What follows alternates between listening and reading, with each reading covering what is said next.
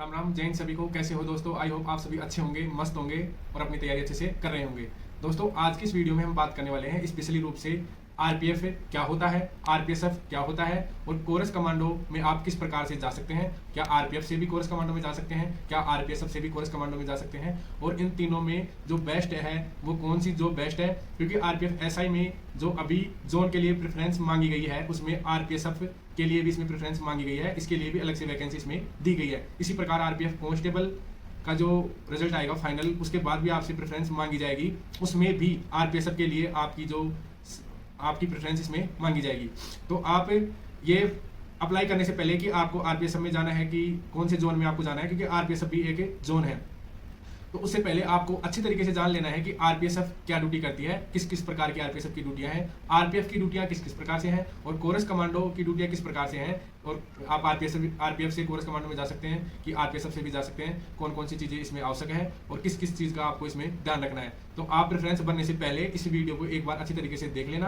और उसके बाद 2018 में जो हमारी वैकेंसी आई थी जिसके थ्रू हम भर्ती हुए हैं, उस टाइम में फॉर्म अप्लाई करते समय ही जो ग्रुप वाइज फॉर्म अप्लाई किया गया था, जिसमें एक ग्रुप में जैसे group A, group B, group C, group D, group E और ग्रुप एफ में आरपीएसएफ को रखा गया था। उसी टाइम आपसे जो प्रेफरेंस ये भरवा ली गई थी, जैसे ए ग्रुप में 2 या 3 जोन रखे गए थे, डी ग्रुप में जैसे आपका एनडब्ल्यूआर और एनआर जोन को रखा गया था, ई ग्रुप में अलग जोन रखा गया था। इस प्रकार जो ग्रुप वाइज वैकेंसी निकली थी और आपको पहले ही बता दिया गया था कि कौन से ग्रुप में कितनी वैकेंसी है या किस जोन में कितनी वैकेंसी है। लेकिन इस बार जो फॉर्म अप्लाई हुआ था वो डायरेक्ट आरपीएफ वैकेंसी के नाम से फॉर्म अप्लाई हुआ है और आपसे जो फाइनल रिजल्ट के बाद आपसे जो आपकी जो किस जोन में आप ज्वाइन करना चाहता है, ये प्रेफरेंस आपसे फाइनल रिजल्ट के बाद मांगी जा रही है।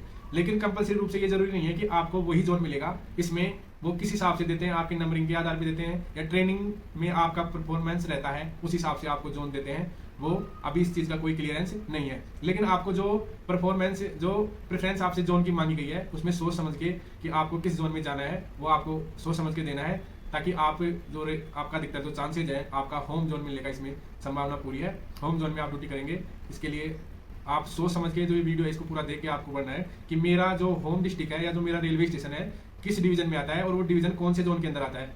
ये सभी पूरी डिटेल मैं आपको इसमें बताने वाला हूँ। तो सबसे पहले हम मेजर अंतर की बात करें आरपीएफ और आरपीएसएफ। आरपीएफ का फुल फॉर्म होता है रेलवे प्रोटेक्शन फोर्स और आरपीएसएफ का फुल फॉर्म होता है रेलवे प्रोटेक्शन स्पेशल फोर्स। ये दोनों ही रेलवे में सिक्योरिटी का काम करते हैं।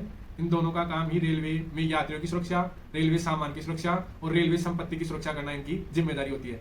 इनकी वैकेंसी एक साथ भर्ती होती है। एग्जाम का जो पैटर्न होता है उनका एक समान होता है, फिजिकल का क्राइटेरिया एक समान होता है, मेडिकल भी एक समान होता है और इनको जो सुविधाएं मिलती हैं वो भी एक समान सुविधाएं मिलती हैं। आरपीएफ कांस्टेबल के लिए, आरपीएसएफ कांस्टेबल के लिए जो सुविधाएं हैं, जो रेलवे पास है, रेलवे कैंटीन सुविधा है, कैंटीन कार्ड सुविधा है, जो भी सुविधाएं हैं एक आरपीएफ और आरपीएसएफ को सेम रूप से दी जाती हैं।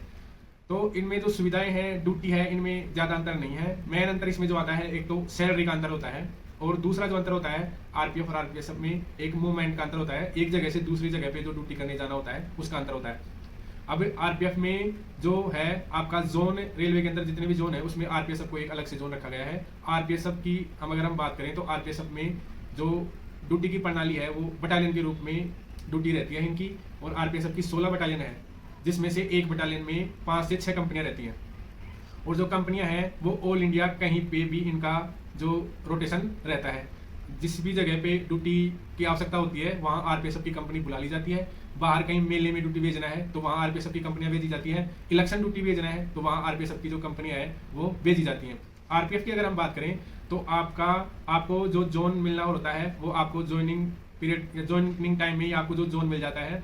जब तक आप खुद से अपना जोन बदलाना नहीं चाहेंगे तब तक आपको जोन से बाहर ड्यूटी के लिए नहीं भेजा जाएगा। अगर आप इच्छा से अपना जोन बदलाना चाहते हैं जब भी आपका जोन बदला जाएगा।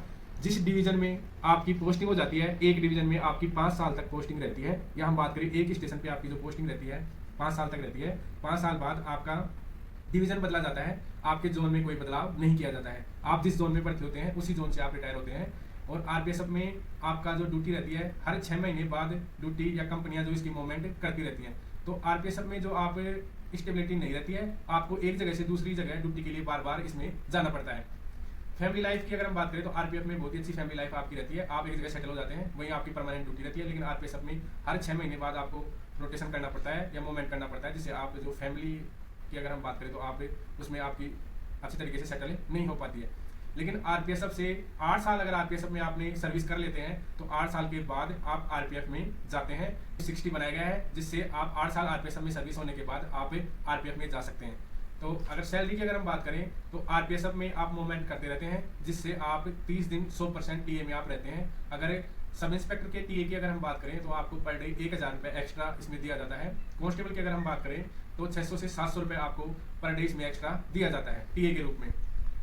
आरपीएफ में आप महीने में 4 या 5 दिन बाहर ड्यूटी करने जाते हैं, जब भी आपको टीए दिया जाता है। इसके अलावा आपको टीए नहीं दिया जाता। लेकिन आरपीएसएफ में आपको हर दिन या हर महीने के 30 दिन आप फुल टीए आपको जो दिया जाता है। इस प्रकार जो सैलरी में जो आपका डिफरेंस आता है 20 से 30 हज़ार का इसमें आपका अंतर रहता है सैलरी के अंदर आरपीएफ और आरपीएसएफ।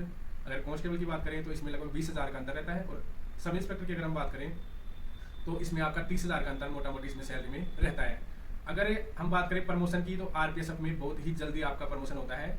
जिनका जो 2018 में भर्ती हुए थे वो कैंडिडेट आरपीएसएफ में भर्ती हुए थे, वो अभी सब इंस्पेक्टर से जो भर्ती हुआ था वो 3 स्टार या इंस्पेक्टर के रूप में उसका प्रमोशन हो गया है। लेकिन आरपीएफ में अभी भी सब इंस्पेक्टर के रूप में ड्यूटी की जा रही है। आरपीएसएफ में जो रहता है कंपनी, उसका जो इंचार्ज रहता है वो एक 3 स्टार यानी कि इंस्पेक्टर के रूप में रहता है, जो पूरी कंपनी का जो भी रहता है उसको ड्यूटी के लिए सर्वाइव करवाता है।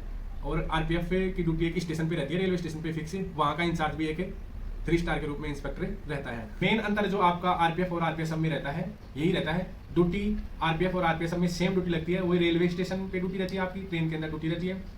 आरपीएसएफ की जो एक्स्ट्रा ड्यूटी रहती है मेला ड्यूटी और इलेक्शन ड्यूटी, या और कहीं पे कुछ भी जैसे हड़ताल वगैरह हो जाती है, कहीं पे ट्रेन की पटरियाँ वगैरह उखाड़ दी जाती है, उस जगह पे भी उनको भेजा जाता है। यानी कि जब भी मूवमेंट की बात आएगी या मूवमेंट की बात आएगी या एक स्थान से दूसरे स्थान पर ड्यूटी के लिए जाना होगा तो आपको आरपीएसएफ को ही भेजा जाता है। फर्स्ट प्रेफरेंस आरपीएसएफ को दी जाती है। इसको आप इस प्रकार से समझ सकते हैं, जैसे स्टेट में यूपी पुलिस होती है और यूपी पीएससी होती है, यानी कि रिजर्व फोर्स होती है। उसी प्रकार से जैसे राजस्थान में राजस्थान पुलिस है, आरएसी है। हर स्टेट में जो रिजर्व फोर्स होती है उसी प्रकार से आरपीएफ में आरपीएसएफ को रिजर्व के रूप में एक फोर्स माना जाता है। कोरस कमांडो की अगर हम बात करें तो कोरस कमांडो में आप आरपीएफ से भी कोरस कमांडो में आते हैं, आरपीएसएफ से भी कोरस कमांडो में आते हैं। कोरस कमांडो जो यूनिट बनाई गई है ये रेलवे की तरफ से एक कमांडो यूनिट बनाई गई है, जिसमें आरपीएफ और आरपीएसएफ दोनों से ही कैंडिडेट आते हैं और कोरस कमांडो के रूप में उनको ट्रेनिंग कराई जाती है और उसको ज्वाइन कर सकते हैं। तो आप चाहे आरपीएसएफ में रहें या आरपीएफ में रहें, आप कोरस कमांडो को ज्वाइन कर सकते हैं। तो ये मोटा मोटी अंतर है जो मैंने आपको आरपीएफ, आरपीएसएफ और कोरस के रूप में बता दिया है। आप इसको समझ लेना ध्यान से, और जैसा भी आपको सुटेबल लगे अपने हिसाब से, क्योंकि परमानेंट आरपीएसएफ में परमानेंट पोस्टिंग आपकी नहीं रहती है। 7 से 8 साल बाद आप आरपीएफ में चले जाते हैं और आरपीएफ में जाने के बाद आपको अच्छा एक होम जोन मिल जाता है। इसमें अच्छा ऑप्शन रहता है, आप जब आरपीएसएफ या आरपीएफ में जाते हैं तो आपका फर्स्ट प्रेफरेंस आपको जो मिल जाता है, होम जोन में जाने का आपको मौका मिल जाता है। आरपीएसएफ में फीमेल कैंडिडेट को जो इसमें नहीं रखा जाता है, इनकी फीमेल कैंडिडेट जो है आरपीएसएफ में फीमेल कैंडिडेट को नहीं रखा जाता है। कोरस कमांडो में भी अभी फीमेल कैंडिडेट को नहीं लिया जा रहा है। इन फ्यूचर कोरस कमांडो में फीमेल कैंडिडेट को शामिल करने की बात इसमें जो हो रही है, लेकिन अभी इसमें आधिकारिक रूप से कोई घोषणा नहीं हुई है। तो ये मेरा जो वीडियो आपको कैसा लगा कमेंट में ज़रूर बताएं, और ऐसे ही और वीडियो के लिए आप मेरे को कमेंट कीजिए। आपको वीडियो अच्छा लगता है तो आप इसको लाइक करिए, मेरे चैनल को सब्सक्राइब करिए। राम राम, जय हिंद सभी को।